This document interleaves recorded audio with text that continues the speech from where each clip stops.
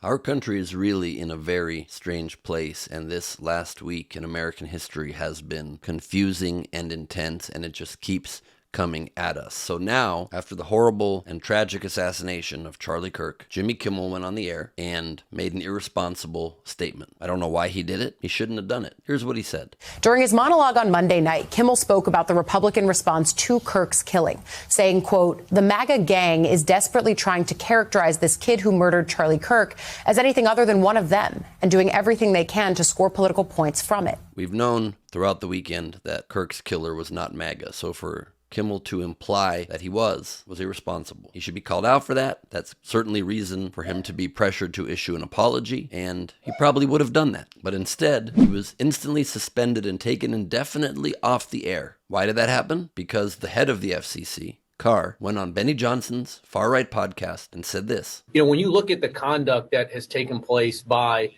Jimmy Kimmel, it appears to be some of the sickest conduct possible. Obviously, look, there's calls for Kimmel to be fired. I think, you could certainly see a path forward for suspension over this. And again, the FCC is going to have remedies that we could look at. And then, in true mafia style, said, so we can do this the easy way or the hard way. It's a threat. It's a threat from the head of the department that regulates the broadcast networks that we will yank ABC/Disney's license if they don't take Kimmel off the air. And lo and behold, shortly thereafter, a huge group of affiliates owned by a company called Nexstar that, guess what, is facing merger approval from the FCC, said they would not air Kimmel any longer, as did the Sinclair Media Group, another huge group of affiliates that also is looking to get a business deal approved by the Trump administration, just like CBS Paramount was looking to get their sale to ByteDance approved and canceled Colbert. So that's one late night legacy show done. Now another one off the air, possibly done forever, certainly done for some time. And it is a very scary, chilling place for the country to be in. Now, to be fair, the four major broadcast networks, CBS, ABC, NBC, and Fox, are the only ones that have to have broadcast licenses from the FCC, the Federal Communications Commission, because they're on publicly owned, taxpayer-funded networks. And part of the regulation is they have to do things that are in the public interest and cannot mislead about major things. And so, on the one hand, it is fair to say that this was a violation of that by Kimmel. Although he didn't say, to be fair on the other side,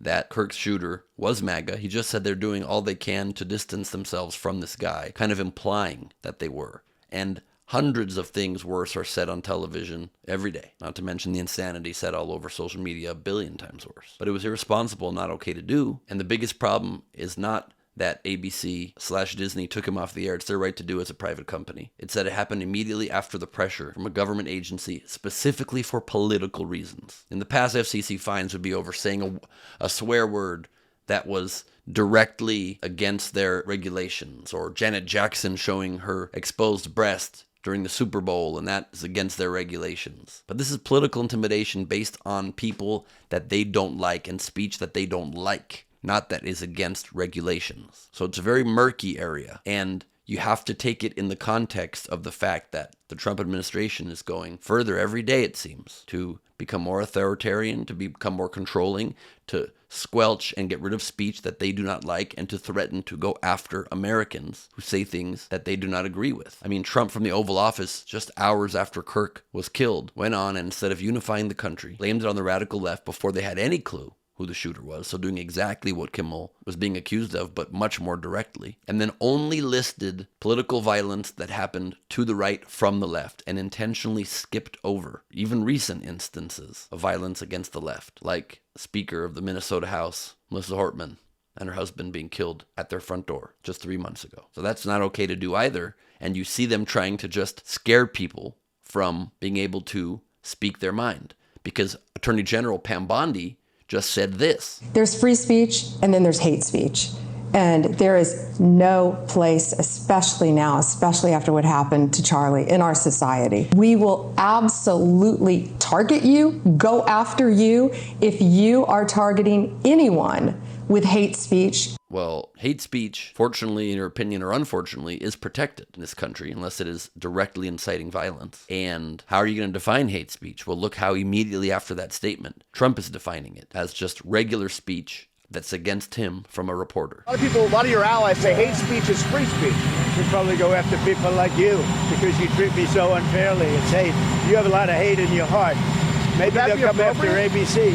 Well, ABC paid me $16 million recently for a form of hate speech, right? Your company paid me $16 million for a form of hate speech, so maybe they'll have to go after you. That's the president saying maybe they should go after you because you're hateful towards me. Being aggressive and questioning towards somebody, let alone the president of the United States who deserves the most intense questioning, is definitely not hate speech. So combined, you can see what they are trying to do.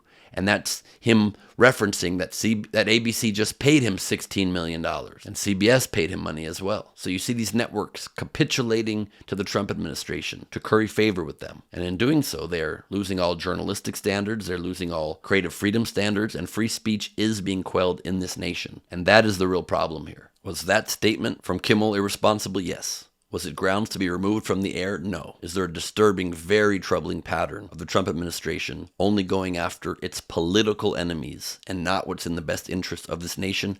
That is incredibly clear. And that is why this needs to be spoken up against, not just by those on the left, but especially by those on the right. Not just by those who like Kimmel, but especially by those who dislike Kimmel. Because this is about telling the government, no, you do not get to start dictating what people get to say what in America.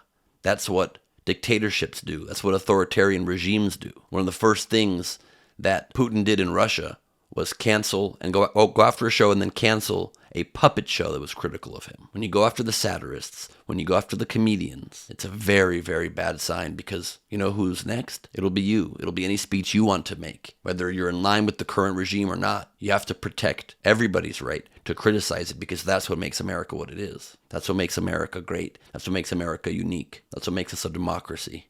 That's what makes us a place that assures free speech without punishment from the government. And that's something we should all hold dear and we should all stand up for.